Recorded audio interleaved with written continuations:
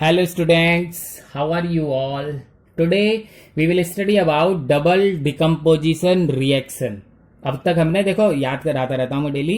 हमने सबसे पहले पढ़ा था कॉम्बिनेशन रिएक्शन, उसके अगले दिन पढ़ा था डिस्प्लेसमेंट रिएक्शन, डिकम्पोजिशन, फिर अगले दिन डिस्प्लेसमेंट, अब डबल डिकम्पोजिशन। ठीक है, double decomposition reaction is also known as double displacement. इसको हम डबल डिस्प्लेसमेंट भी पढ़ते हैं।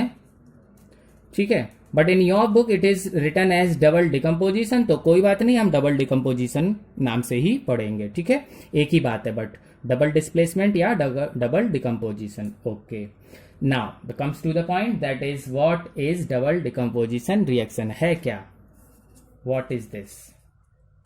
Okay, what is double decomposition.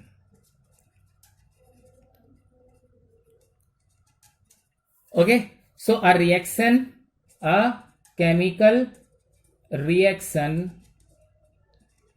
in which, okay, a chemical reaction in which two compound,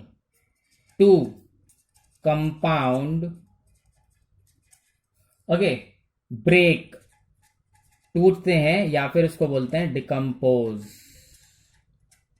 in which two compound break या decompose to give two new compounds।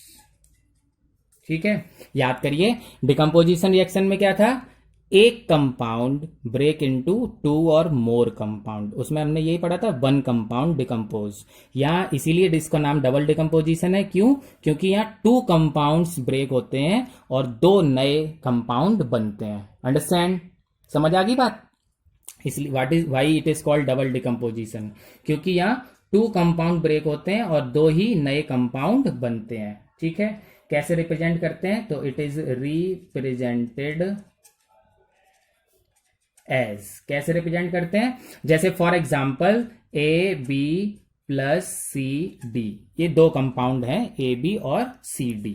ठीक है, तो आपको जब पता है कि कंपाउंड जो होता है उसके अंदर एक दो पार्ट होते हैं, एक उसका पॉजिटिव पार्ट होता है, एक नेगेटिव पार्ट, कैटाइन और एनाइन। तो ऐसे ही इसमें सी पॉजिटिव होगा, डी नेगेटिव होगा। तो अब क्या होगा, ये दो कंपाउंड ब्रेक होंगे, लिखा है ना ब्रेक डिकम्पोज, तो ये भी ब्रेक होगा और ये भी ब्रेक होगा। ठीक है, तो जब ये ब्रेक हो जाएगा तो इसका ए पॉजिटिव डी नेगेटिव से जुड़ेगा, सी पॉजिटिव बी नेगेटिव से जुड़ेगा। गॉट इट, तो बन जाएगा A positive D negative and C positive B negative, मतलब सीधा सीधा ऐसे समझेंगे तो A B plus C D बन जाएगा A D plus C B. ये दो कंपाउंड थे, ब्रेक हुए, ठीक है, या इसको बोलेंगे डिकम्पोज हुए और दो नए कंपाउंड बन गए, टू न्यू कंपाउंड। ठीक है, and this whole is known as double decomposition reaction.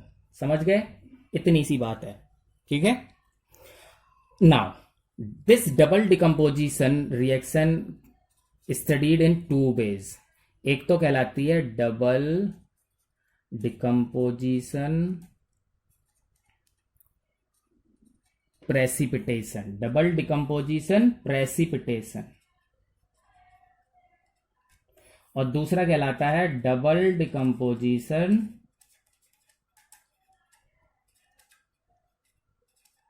Neutralisation.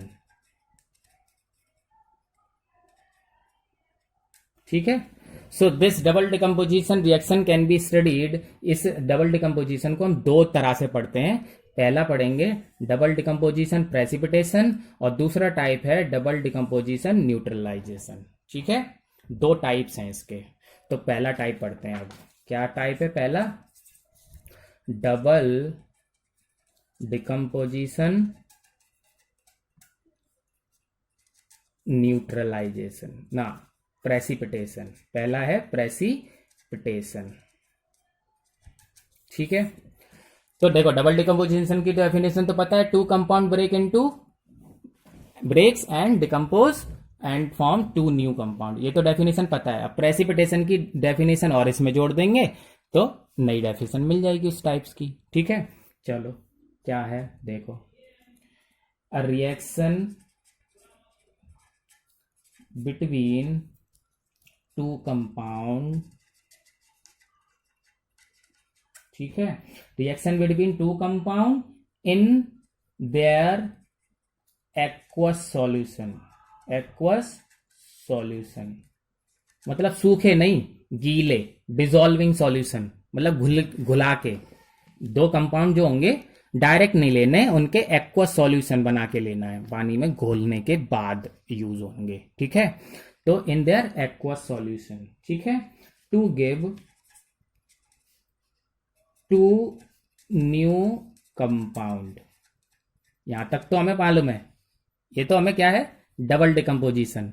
लेकिन इसमें ये जो दो नए कंपाउंड बन रहे हैं, तो वन कंपाउंड जो होगा, one compound is soluble and another compound, जो दूसरा कंपाउंड है वो क्या होगा, इनसॉल्युबल। और हमें पता है जो इनसॉल्युबल होते हैं वो डाउनवर्ड एरो लगता है, डाउनवर्ड मतलब it is settle at the bottom, test tube में नीचे बैठ जाते हैं इनसॉल्युबल जो होते हैं, और उन्हीं को हम बोलते हैं पीपीटी, प्रेसिपिटेट। क्या बोलते हैं, प्रेसिपिटेट। इसीलिए इस रिएक्शन का नाम है डबल डिकम्पोजिशन प्रेसिपिटेशन रिएक्शन। समझ गए, दोबारा से समझाऊं, देखो यहां तक तो हमें पता ही था कि two compound give two new compound, ये तो होगा डिकम्पोजिशन। अब इन दो नए कंपाउंड में एक सॉल्युबल होगा, दूसरा इनसॉल्युबल होगा। जो इनसॉल्युबल है उसी को हम पीपीटी बोलते हैं, मतलब प्रेसिपिटेट बोलते हैं। इसीलिए इस रिएक्शन का डेफिनेशन हो गई डबल डिकम्पोजिशन प्रेसिपिटेशन। ठीक है, एग्जाम्पल, चलो example, calcium chloride plus sodium carbonate, ये दो कंपाउंड हो गए। ठीक, तो इसमें Ca पॉजिटिव होगा, Cl निगेटिव होगा, इसमें Na पॉजिटिव होगा, CO3 निगेटिव होगा। ये वाला पॉजिटिव इस वाले निगेटिव से, ये वाला पॉजिटिव इस वाले निगेटिव से। क्लियर, ठीक है सर। नाउ क्या बनेगा देखो, NaCl, ये वाला Cl यही तो है, यही तो जोड़ गए, NaCl कितने हैं, दो। ठीक है, plus calcium carbonate, calcium carbonate, और यही कैल्शियम कार्बोनेट क्या है, PPT। इसीलिए ये क्या है रिएक्शन, डबल डिकम्पोजिशन प्रेसिपिटेशन। इसमें एक कंपाउंड प्रेसिपिटेट होता है, इसलिए इसका नाम होता है डबल डिकम्पोजिशन प्रेसिपिटेशन। चलो एक और एग्जांपल देखते हैं, जिंक नाइट्रेट, ठीक है, प्लस अगेन सोडियम कार्बोनेट। ठीक, zinc positive, nitrate negative, sodium positive, carbonate negative. Zinc positive carbonate से जुड़ जाएगा, सोडियम नाइट्रेट से जुड़ जाएगा। ठीक है, टू, ओके, क्या बना, 2Na NO3, देखो दो Na हैं और दो NO3 हैं, तो 2Na NO3 प्लस क्या बन जाएगा, जिंक कार्बोनेट, जिंक कार्बोनेट, और यही जिंक कार्बोनेट क्या है, इनसॉल्युबल, PPT। और ये कैसा है, सॉल्युबल। ये कैसा है, सॉल्युबल। एक सॉल्युबल होता है, दूसरा इनसॉल्युबल होता है, एक सॉल्युबल होता है, दूसरा इनसॉल्युबल होता है, तो इसीलिए इसका रिएक्शन है डबल डिकम्पोजिशन प्रेसिपिटेशन। हो गया, ओके।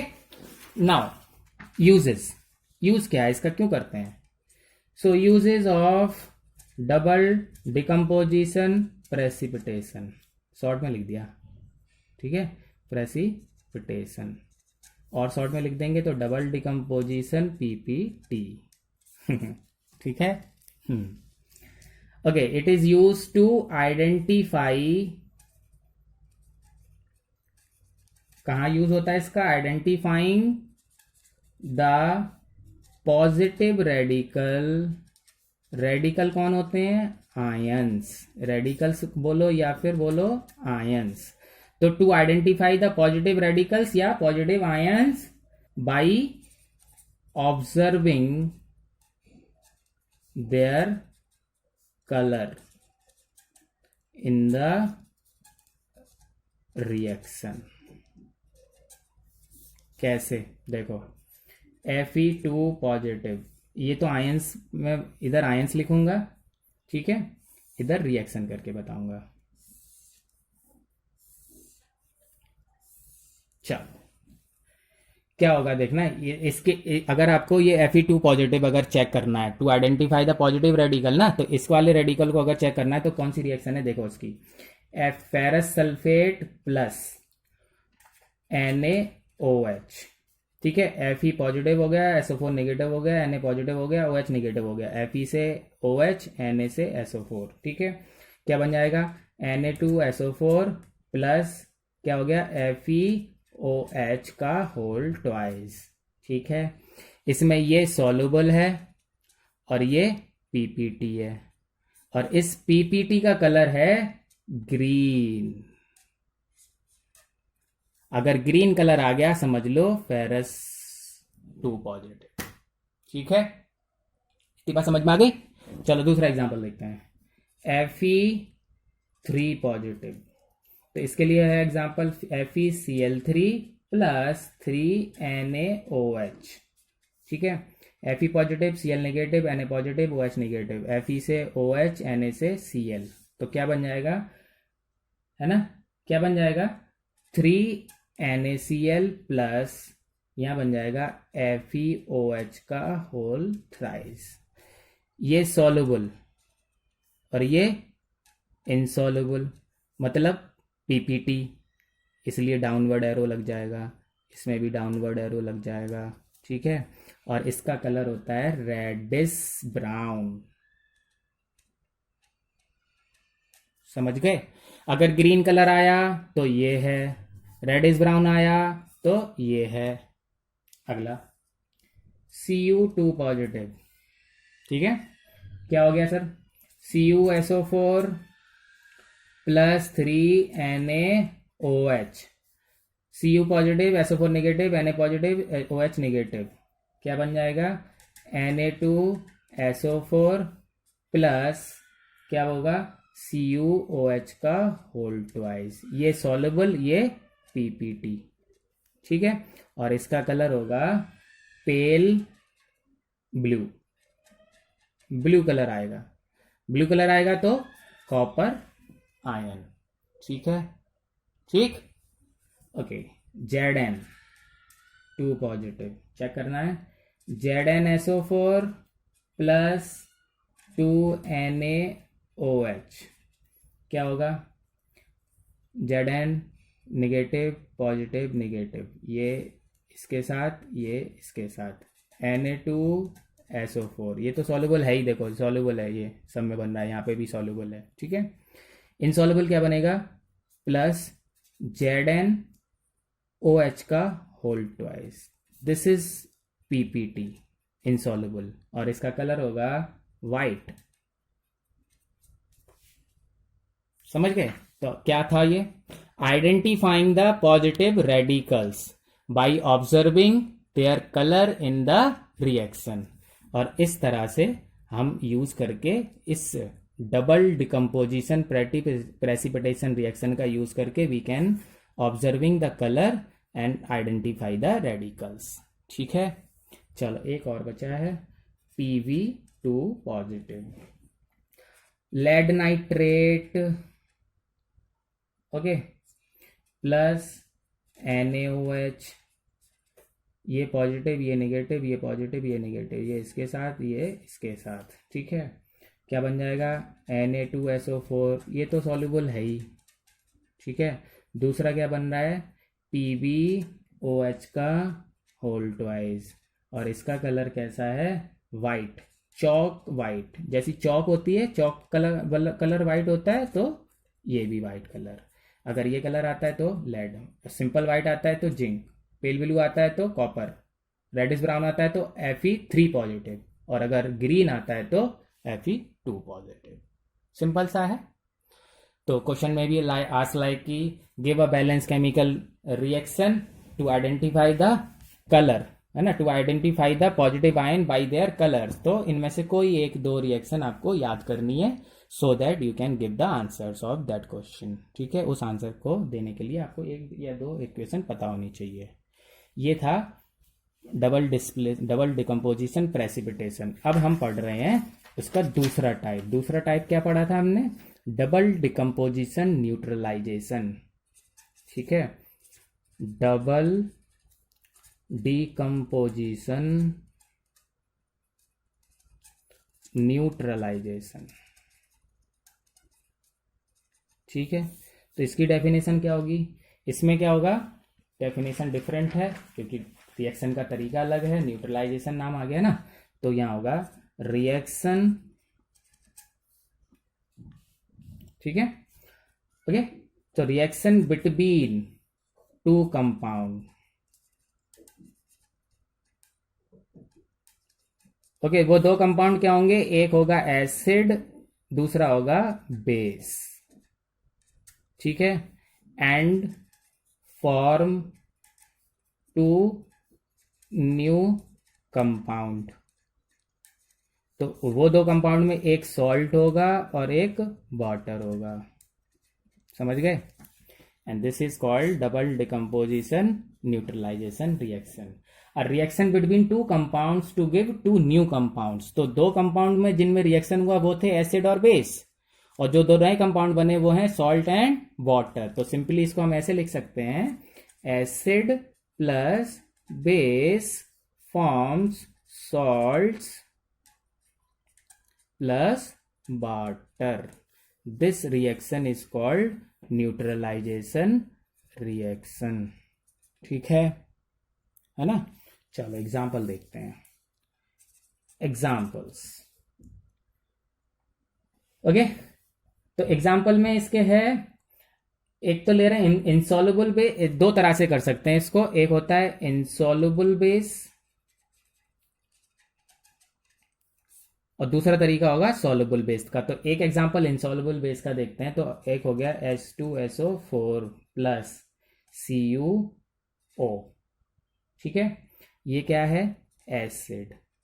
और कॉपर ऑक्साइड मेटल ऑक्साइड है। मेटल ऑक्साइड कैसी होती है? बेसिक। ठीक, तो दो कंपाउंड का रिएक्शन हो गया, दो कंपाउंड का रिएक्शन हो गया, एक एसिड है एक बेस है। ओके, ठीक है सर। क्या बन जाएगा? देखो, ये पॉजिटिव ये नेगेटिव, ये पॉजिटिव ये नेगेटिव। ठीक है, बन जाएगा CuSO4 प्लस H2O। H2O ये क्या है? सॉल्ट। ये क्या है? वाटर। क्लियर? ठीक है, ठीक। और दूसरा तरीका है इसका सॉल्युबल बेस। तो सॉल्युबल बेस के लिए एग्जांपल हो गया HCl प्लस NaOH। मतलब ये थी इनसॉल्युबल, यहां है सॉल्युबल। तो बस ये दो तरीके से, बात तो एक ही है, देख लो, है एक ही, एसिड बेस का ही हो रहा है, सॉल्ट और वाटर बन रहा है। यहाँ पर भी ये एसिड है ये बेस है, बट ये क्या है? सॉल्युबल बेस है, और ये क्या है? इनसॉल्युबल बेस था। बस इतना डिफरेंस था। ठीक है, चलो, H positive Cl negative, Na positive OH negative, H से OH Na से Cl, क्या बन जाएगा? NaCl H2O। ये सॉल्ट ये वाटर। हो गया clear? This is what double decomposition neutralisation reaction. बस अब आपको यूज और पढ़ना है, एप्लीकेशंस। ठीक है, सो ही हो जाएगा टाइम कंप्लीट। तो यूजेस, ठीक है, डबल डिकम्पोजिशन प्रेसिपिटेशन का यूज तो क्या था? To identify the positive radicals by their colour. यहां है use of double decomposition neutralisation reaction का।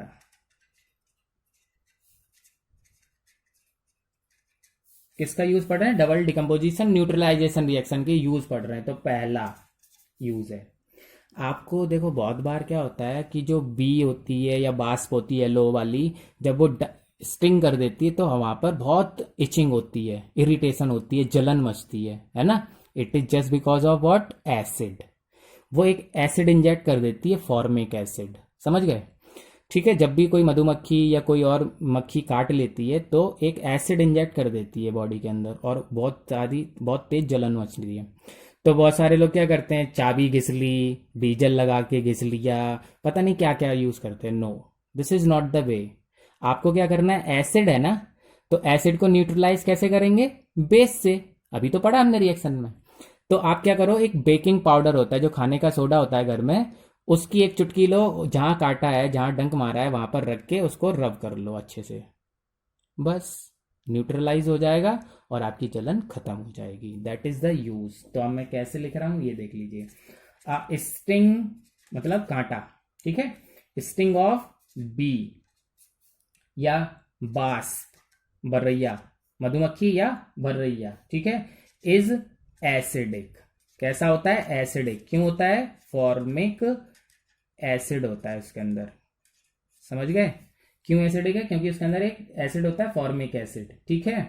तो वाई द यूज ऑफ क्या, सोडियम बाइकार्बोनेट, किसका यूज करके, सोडियम बाइकार्बोनेट, ठीक है। ये क्या है, एक बेस है, अल्कली, सॉल्युबल है ना, तो अल्कली, ठीक है, मतलब बेस तो है, और अगर बेस सॉल्युबल होता है, वाटर में सॉल्युबल होता है तो उसको बोलते हैं अल्कली। तो एक ही बात है, चाहे बेस बोलिए या अल्कली बोलिए, सोडियम बाइकार्बोनेट, ठीक है।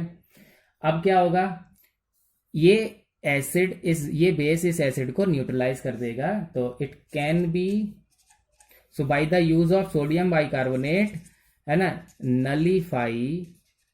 नलीफाई लिखते हैं या फिर neutralise the effect of acid, ठीक है, और हमारी जो जलन है वो खत्म हो जाएगी। तो पहला यूज हो गया, ठीक। नाउ द सेकेंड, ठीक। कभी कभी क्या होता है, ज़्यादा स्पाइसी फूड खा लेते हैं तो हमारे स्टमक में जलन होने लगती है। It is just because of HCl, hydrochloric acid. अब पेट के अंदर HCl जब ज़्यादा फॉर्म हो जाता है तो स्टमक में जलन होने लगती है, and that condition is called acidity, okay. तो जो acidity caused in the stomach can be cured by, कैसे सही होगी, कोई बेस खा लें हम, ठीक है। तो एक हम यूज करते हैं एंटा एसिड। एंटा एसिड मतलब एंटी एसिड, अपोजिट है एसिड का, तो that is called a base. ये बेस है, कौन है, मैग्नीशियम हाइड्रोक्साइड, ठीक है। तो जब बॉडी में स्टमक में एसिडिटी हो जाती है due to the hydrochloric acid, we can use antacid, that is magnesium hydroxide, और समटाइम्स इनो, है ना, या फिर समटाइम्स खाने का सोडा पानी में घोल के पी लेते हैं, ठीक है। तो that is what, sodium bicarbonate, ठीक है, सोडा, ये सारी चीजें क्या हैं, सब बेस हैं ये, ठीक है। That neutralise the effect of excess acid, है ना, effect of acid in the stomach, और हमारी जो जो जलन हो रही है वो ठीक हो जाती है। Understand. So these are the two uses of double decomposition neutralization reaction. Okay, so revise the topic, answer the questions. Thank you.